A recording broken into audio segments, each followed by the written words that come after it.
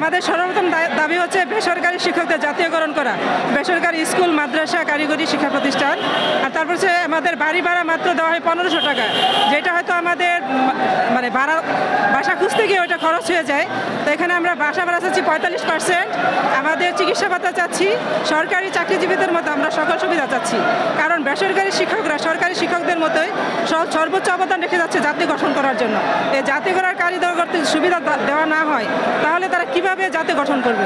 সুতরাং আমাদের সর্বোচ্চ দাবি ওই বাড়ি ভাড়া, চিকিৎসা ভাতা থেকে শুরু করে এক কথা আমাদের চাকরিটাকে জাতীয়করণ করা। এই জাতীয়করণ করার জন্য আজকে আমরা এখানে এসেছি। আমরা সকাল থেকে আসছি, সকাল 8টা থেকে আসছি। এখন ভিতরে আলোচনা চলতেছে, আমরা অপেক্ষা করতেছি। যতক্ষণ পর্যন্ত দাবি আদায় না হবে ততক্ষণ আমরা এখানে অপেক্ষা করব। দাবি আদায় না হওয়া পর্যন্ত আমরা রাজপথে থাকবো।